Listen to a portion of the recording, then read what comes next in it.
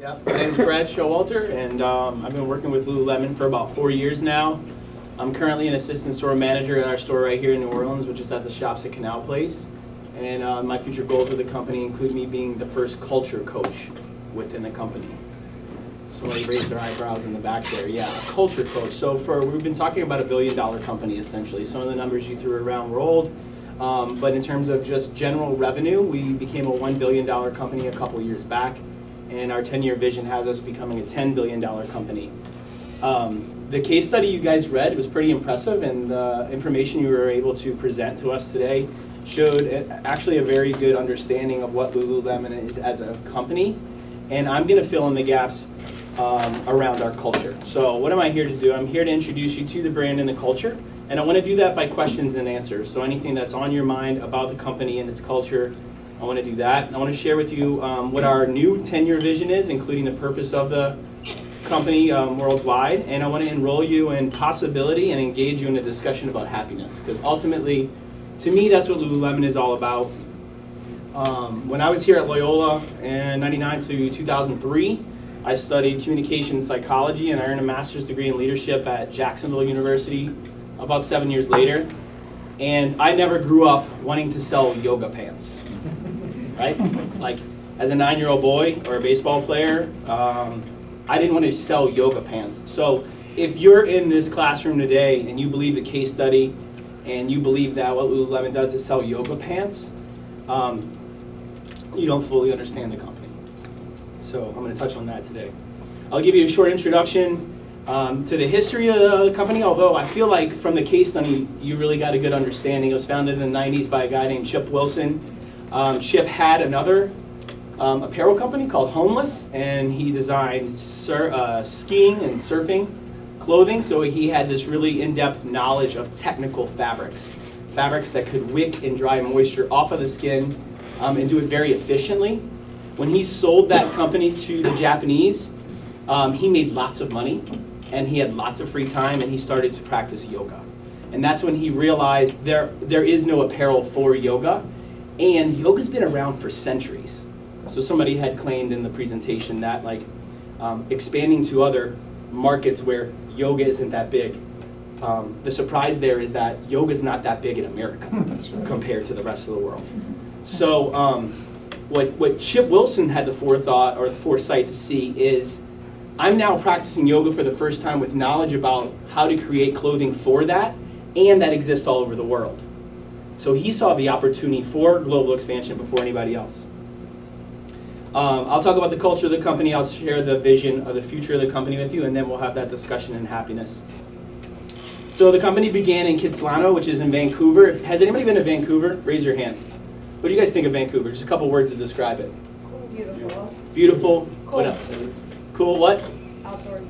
Surfing, outdoors. Yeah, active. Very active lifestyle. It's a very healthy city.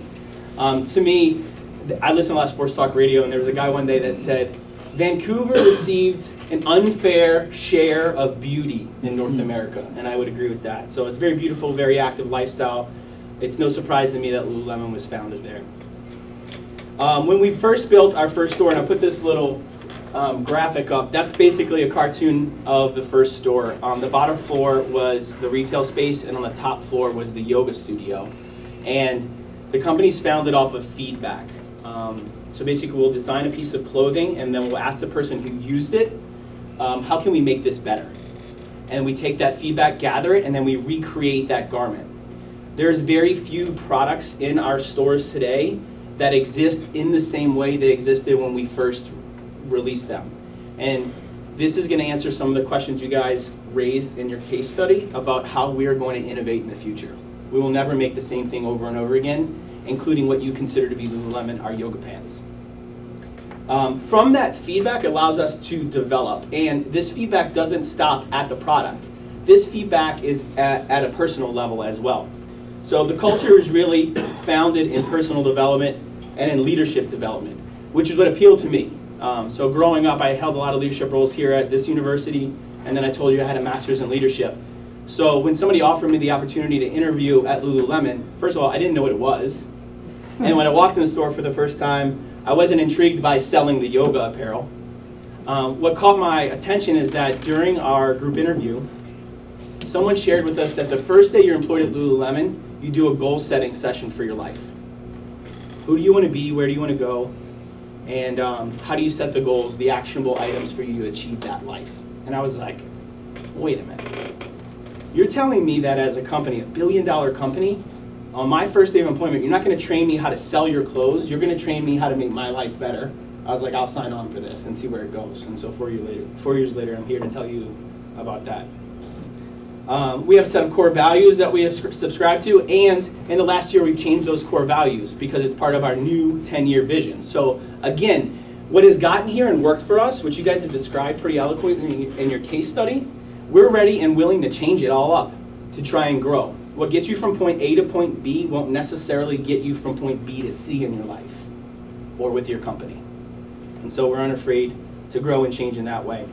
We believe in the attitude of gratitude and the law of attraction. So these are just concepts that each person who works for the company is grounded in.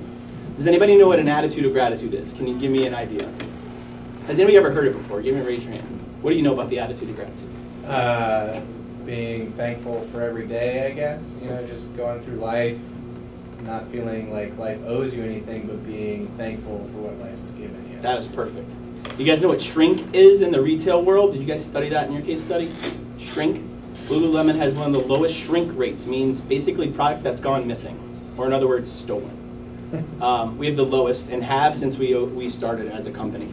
And the difference in the numbers is something like 1% for us and 16% on average. So that's a huge amount. Why do you think it is? I believe in that. This philosophy, attitude of gratitude. Everybody that works with me has an attitude of gratitude. When things are tough in our life, we don't use it as an excuse for why we're owed anything. I think the way you phrased that is perfect. Instead, we're grateful at all times. And so then employees are stealing merchandise from the other companies, is what you're saying? well, potentially. Yeah. But then the law of attraction. So has anybody heard of the law of attraction? What do you know about the law of attraction?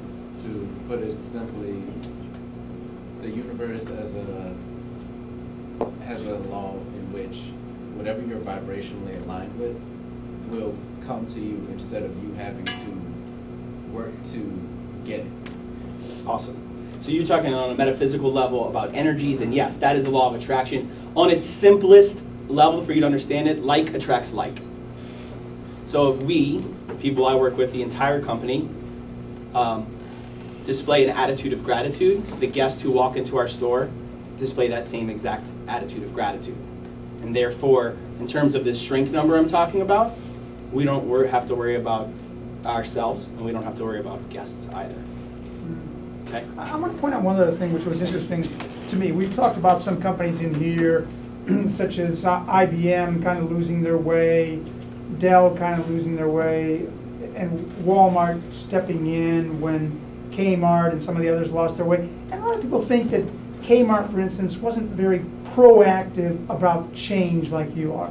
And what happens in that case is that you become misaligned with the external environment. So it sounds like you're a little more proactive about change and don't want to go the way of, say, some of these other companies that have gotten complacent. Could you just touch on that just a little bit? Yeah, so for me, and this is what I believe of the company I work for, the foundation of true growth, be it personal growth or be it organizational growth, is knowing exactly who you are, what you stand for, and where you're going.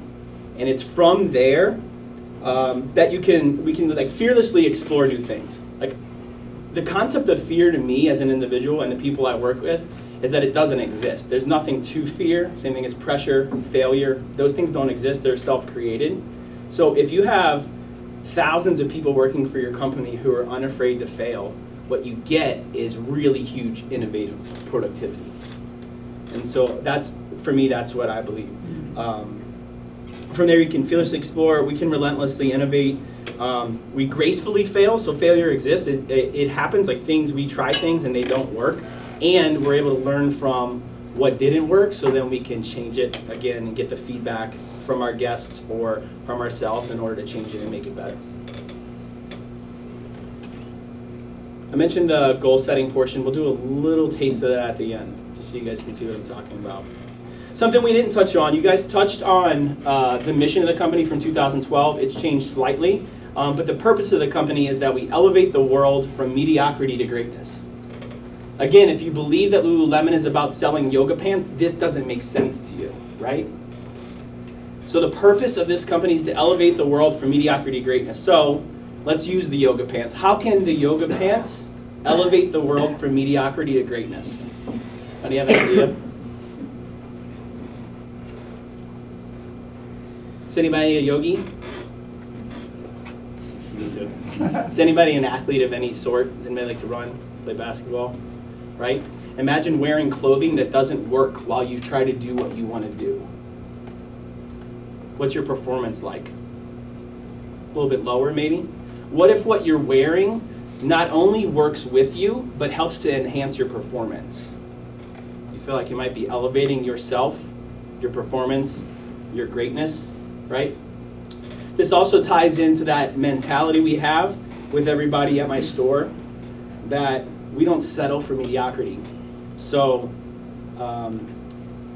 folding pants is a part of the job, right? If I don't fold that stack of pants to the best of my ability, I'm settling for mediocrity. I have that attitude, and everybody I work with does. So you guys showed some statistics on efficiency as a company. You saw how much higher as a company those statistics were. That comes from that core belief. And that comes from the purpose that we elevate the world from mediocrity to greatness, starting with ourselves. I cannot raise the world around me unless I raise my level as an individual or a human being. Pretty interesting, right? We're talking about yoga pants. So vision and goals. So this is the idea we'll move into now. So how are we going to expand as a company? We're going to start with our culture. We're going to start with the who we are, what we stand for, and then we're going to get clear on where we're going. So as we move forward, this is the 4 areas Lululemon is focusing on in terms of global expansion, or expansion as a corporation. And we call them the collective, choose happiness, mindful performance, and a culture of innovation. And I'll walk you through each one of those. So within 10 years, our global collective will be 1 billion people, including 2,000 hubs, 120,000 educators, and 25,000 ambassadors, generating $10 billion. Like I said, the revenue number is about $1 billion now, about 2 years ago. So we're expecting to expand that by 10 billion, or 10 times, to 10 billion. Who gave me the numbers on how many hubs we have right now, or how many stores we have? Does anybody remember what that number was? How much? 108 in the US, 47 in Canada, 18 in Australia, 1 in New Zealand. All right, and that total number, somebody else said it? 300. Yeah, you got it, just over 300. Okay, so we're talking about expanding to 2,000. And why do you think we call them hubs and not stores? Because the hub's your vision. The hub's part of the vision, exactly. It's not where we are now, we think about where we're going. So as you currently see a Lululemon, you might walk in and shop around just like any other retail store, and you might check out at a cash register. That's not where we're going in the future. This is where we're going in the future. We deliver an awe-inspiring physical and digital hub experience that enhances the guest engagement. So when you walk into a Lululemon store in the future, it's not going to look like it does today. I don't know what it's going to look like, but I'm part of creating that, right? And so I can take my store downtown in New Orleans, and I can start to play with that a little bit, and I get the autonomy in the spirit of entrepreneurship from my company to do what I need to do what works for New Orleans, for the New Orleans guest. Because the New Orleans guest is different from the guests around the world, right? But if every one of the managers or every one of the team members at every hub within the world gets the chance to make it their own community hub, that's how we're able to grow our collective. So the collective is not just the people who work for Lululemon, it's people who come in contact with Lululemon. Right now, how many people are in this room? You're experiencing Lululemon through whatever I present to you. I'm essentially growing the collective. Does that make sense? So Brad, we talk about differentiation, standardization, sometimes on a country-by-country basis, but you're talking about it differentiating the experience even on a city-by-city basis, right? Yeah. Or I'd like to call it a community by community. Because even in New Orleans, as we expand to Metairie, which we will in February, the market in Metairie, the community in Metairie is drastically different from your community around the French Quarter in the CBD, right? So what would that mean in terms of the in-store experience? Just Metairie to New Orleans, any ideas? I think your artwork will be different. props and icons that you see and, you know, feel, experience, maybe even music in the store. Okay. So visually, that experience will be different. Okay. Great. We are culture innovation. So this is one of my favorite parts of our 10-year vision. Think about this. Remember, $10 billion is where we're trying to go. We're just over $1 billion now. So we're going to increase by 10 times. 50% of our net profitability. So 50% of that 10 billion will come from businesses and experiences and product categories that don't exist right now. So how many billions are we going to create from new product or experiences or categories? Yeah, 5, right? Somewhere up in there. So we have a focus on creating something. So I was just flown to Vancouver with a team, with a group from my team in New Orleans. And we were part of an internal competition called Peer Genius. And basically, when we released this 10-year vision, they encouraged every store to submit an idea for what the future of Lululemon would be when it's not just yoga pants. We won the competition, so the New Orleans store here won it. We had this idea that we would create life expeditions for people. Remember I talked about this personal development, leadership development component of Lululemon that you don't really know about and you wouldn't get from a case study? Well, what we decided to do is put that with adventure travel. So right now our guests are active.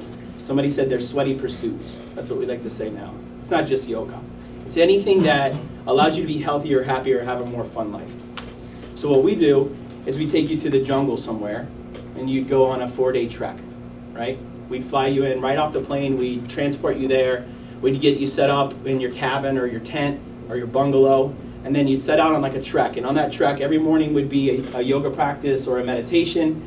You'd hike and have some kind of physical adventure like scaling a waterfall or cliff diving or zip lining or canoeing or kayaking to your next destination. When you get there, you have the experience of team building or setting up your next campsite.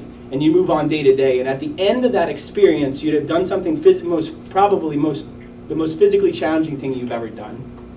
You probably created some sort of form of bond or connection with the people you went with, and then you worked on your personal or self-development or even leadership skills while you're on that. So it's integrating the culture of our company in a very physical, challenging environment in some of the most beautiful places around the world.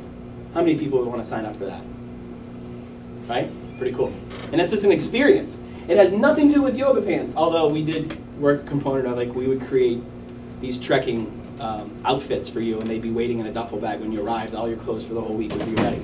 So we kept the clothing in there, but really it's an experience. It's not even clothes. That could be the future. We could easily generate $5 billion on adventure travel around the world. That market already exists. We would just tap into it, and then we would use our culture of innovation to capitalize on it. So you see how it doesn't have to be vertical or horizontal integration necessarily. It can be recreating yourself as a brand. 4:26, what time do you end here? We probably have easily another 10 minutes kind of thing. Mindfulness. So somebody talked about, again, I'm referencing the fact that maybe yoga isn't as big of a market worldwide. Well, if we focus on increasing mindfulness, so 100% of our collective. Remember the collective? It's not just people who work at Lululemon, it's all of you and anybody who interacts with us. So it's people who drive the boats and the trucks to get our product from destination to destination. It's the people who work in our factories. It's the people who live in the communities where we have factories or hubs, all of them. So if 100% of them use the tools and resources that we offer as a company to proactively work towards their fullest human potential, and I'm not just talking about their yoga practice, about being their best self, personal, professional, and in their sweatiest pursuits. If they can use the tools and resources we provide, like a goal-setting workshop or an opportunity to do yoga and meditation on a rooftop, something like that, we will increase mindfulness around the world. We'll increase human potential. And if we do that, we would be elevating the world from mediocrity to greatness. Does that make sense how it all connects back together? Cool. And then finally, happiness. Our global collective will score within the top quartile of the happiest people on the planet. This is my favorite one. So what is happiness? And how do we get there? We'll offer practice of vision and goals to all corners of the world. We'll invest in programs that support our people living great lives, and will amplify our social impact with game-changing initiatives that will define and implement the best ways to measure happiness. So I ask you, what is happiness? What is happiness for you guys? Give me your definition of happiness. Or what makes you happy? What makes you happy? Well, let me speak to sort of Jesuit experience. As you know, at Loyola, we sort of believe in giving to others, in the service, community, that kind of thing. So I think that a lot of people who come here want to experience that, and we want to understand how Lululemon gives back, how we can help in that endeavor, kind of thing. Okay. How about for anybody else out there? Like, what makes you happy? Food. Food makes you happy. What kind of food? Any kind. I love trying new things, just eating. I particularly like food from Thailand and like South Asia parts. Cool.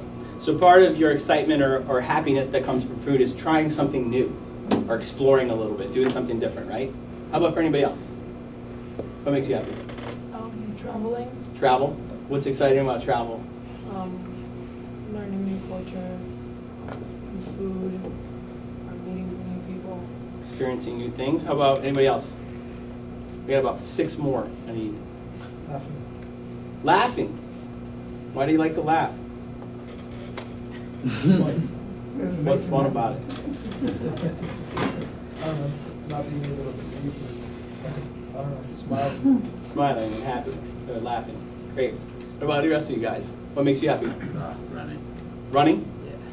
Great. Do you know why? I just like it. It's fun. How does it make you feel when you go running?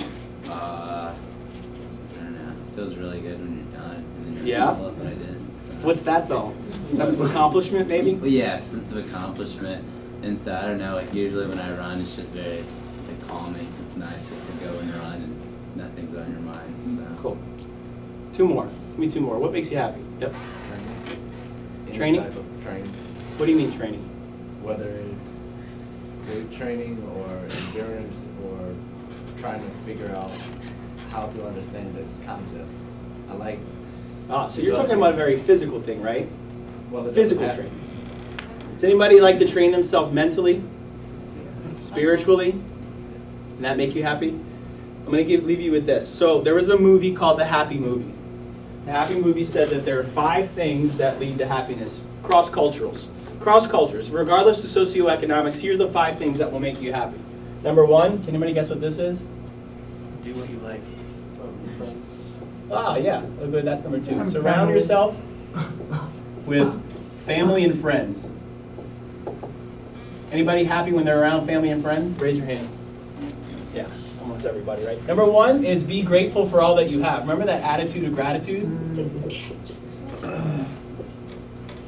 Number 3 is do things of value.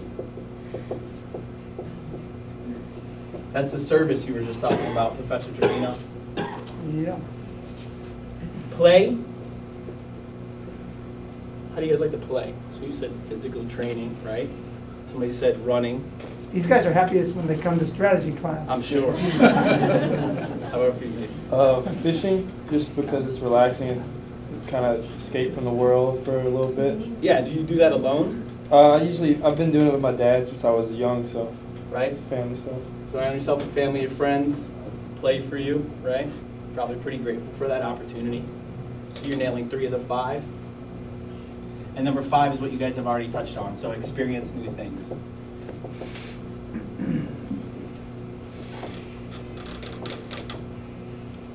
Basically, if you were able to invest your time, your money, and your energy into these 5 areas or categories in your life, you will experience happiness more often. And that's what this quote was right here.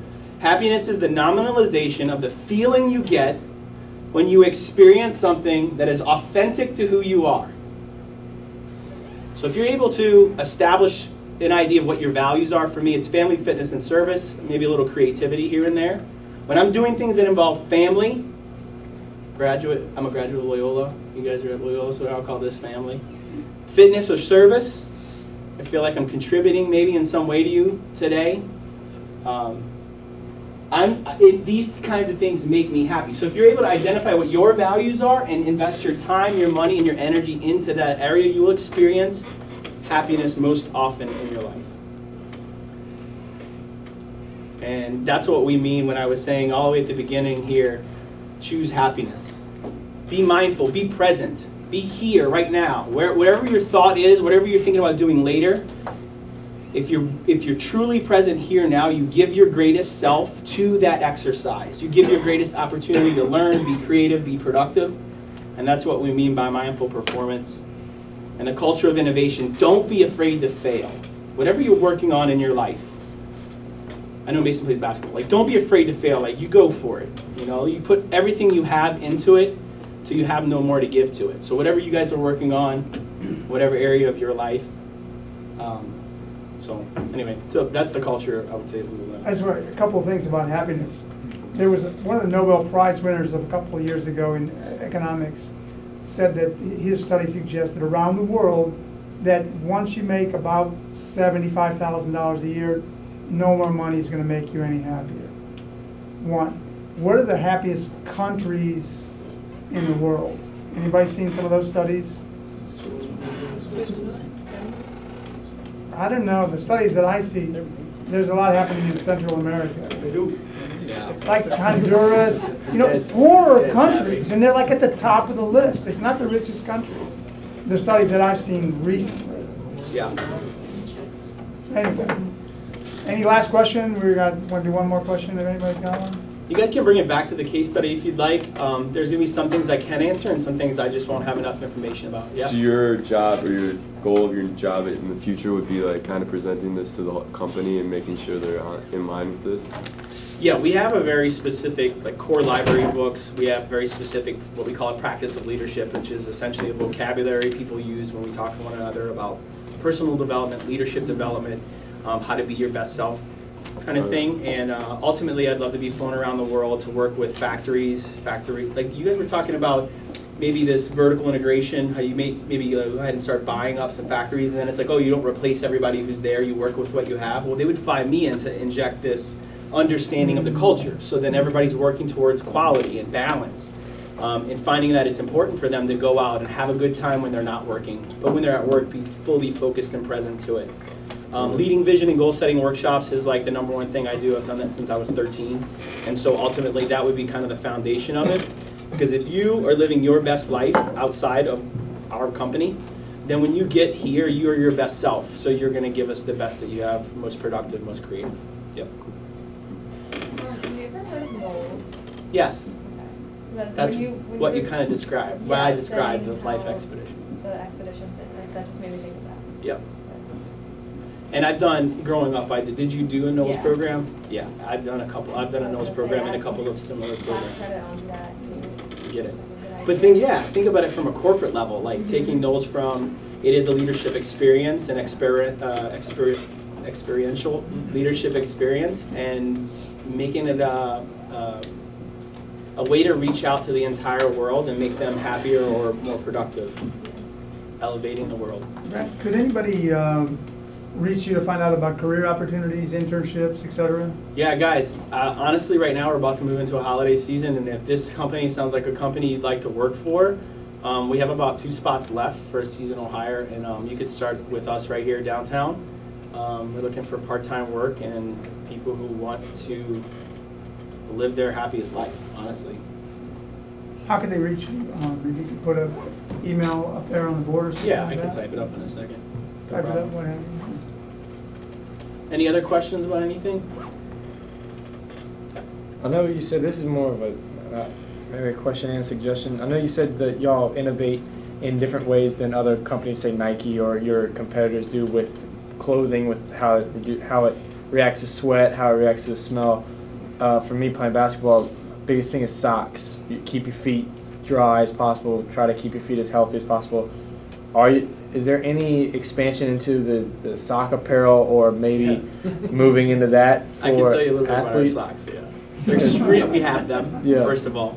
They're extremely thin and breathable. We actually increase thickness in the sock where you have pressure points in your foot so it's Yeah. more comfortable. And then we do infuse it with the silver threading that was talked about in the case study. So they're also anti-stick. Because I know Nike, for like basketball players, Nike kind of has I don't know, some competitive advantage for their basketball socks because they do put some cushioning in them. But after like 2 or 3 weeks of using them, they just become stiff, and you almost have to throw them away after a month because they don't respond to the sweat and the grind that we could go through with them every day. Yeah. I don't know if that could be something. I can't really speak to like Nike as a Yeah. company, and I actually don't know the exact threading that's in our sock. But if you'd like, I would promo you a pair of our socks so you can wear them this For season, sure. and I'll bring them because you know I announced the game, so I can. Yes, sir. I'll bring them to you. Hey, we have time for one more question? Yeah. So, can you explain a little bit more about the silver? Because I know that's like a big Yeah. part, especially of the yoga pants. So, like, why is that so much better? Sure. So the way the silver technology, silver as an element, if you pulled it out of the ground, it actually would inhibit the growth of bacteria around it. Actually, you find a lot of this technology in medical products. I told you earlier, hemostasis products, meaning when they go and cut someone open for surgery, the gauze will be lined with silver threading, and they put it around the open wound so that bacteria can't get in and infect it. It works in a very similar way in clothing. So your cotton shirt, when you sweat in it over time, regardless of how much you wash it, bacteria lives in the threading, and it will grow. It breeds, and as it grows, you get an odor. Well, if you infuse it with silver threading, then it inhibits the growth. It doesn't allow it to grow, so then you never have a smell or an odor. Yep. We also have fabrics that are UPF, ultraviolet protectant fabric, meaning it blocks sunlight like 50 proof sunscreen. We have fabrics made out of bamboo. We have, we look for anywhere, any raw material in the world. They are currently playing with it to see if it can become a fabric and be beneficial to your performance. All right, Mr. Pratt, thank you very much.